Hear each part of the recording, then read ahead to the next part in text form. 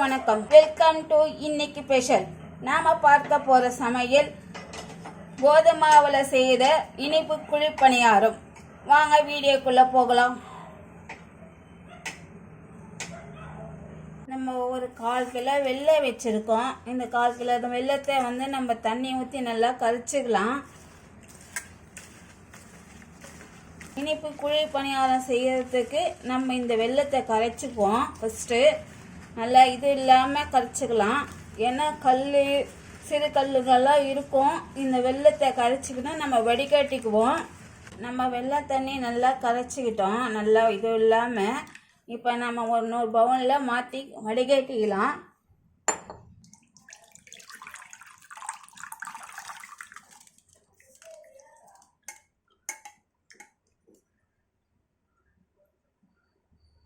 இதில் நம்ம கோதுமை மாவு எடுத்து வச்சுருக்கோம். இது 1/4 கிலோ விட கம்மியாக இருக்கும். 200 கிராம் இருக்கும் அந்த மாவு. இதிலே போட்டுப்போம். வாழைப்பழம் 2 வாழைப்பழம் அரிஞ்சு வச்சுருக்கேன் சின்னதாக. இதிலே போட்டுக்கலாம். வெள்ளிக்கிழங்கு அரிஞ்சு துருவி வச்சுருக்கேன். இதுவும் நம்ம இதிலே போட்டுக்கலாம்.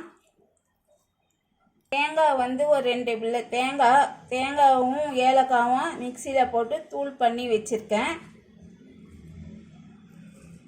இதுவும் அதிலே போட்டுக்கலாம். ஒரு சிட்டிக்கு உப்பு போட்டுக்கலாம். ஆப்ப சோடா ஒரு 1/4 ஸ்பூன் போட்டுக்கலாம். இது எல்லாம் சேர்த்து மிக்ஸ் பண்ணிக்கலாம்.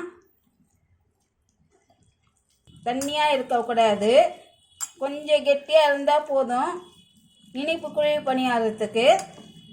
நம்ம இந்த தேங்காய் ஏலக்காய் வாழைப்பழம் வெள்ளிக்கிழங்கு இதெல்லாம் போட்டுனால ரொம்ப டேஸ்ட்டாக இருக்கும். இது கொஞ்சம் கெட்டியாக இருக்குது. கொஞ்சம் தண்ணி ஊற்றி பிழிஞ்சிக்கலாம்.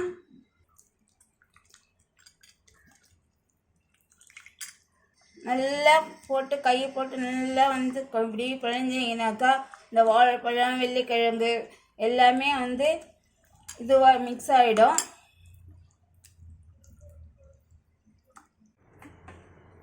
குழிப்பணியாரம் கடாயி காஞ்சிச்சுங்க.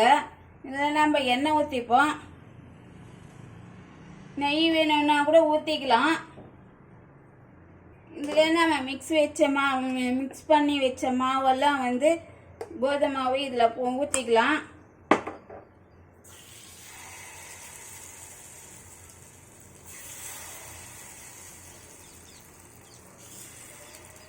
இது சாயங்கால டைமில் நம்ம பசங்களுக்கு செய்து கொடுக்கலாம். லீவ் இருக்கிற டைமில் பசங்க ஸ்நாக்ஸ் எல்லாம் செய்து தரலாம். இதுலேயே நம்ம ஒவ்வொரு முந்திரி வச்சுப்போம். வேணும்னா சின்ன சின்னதாக கட் பண்ணி நம்ம அதிலே கூட போட்டுக்கலாம்.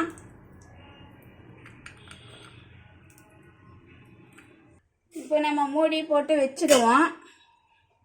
இப்போ இந்த மூடி எடுத்து பார்க்கலாம்.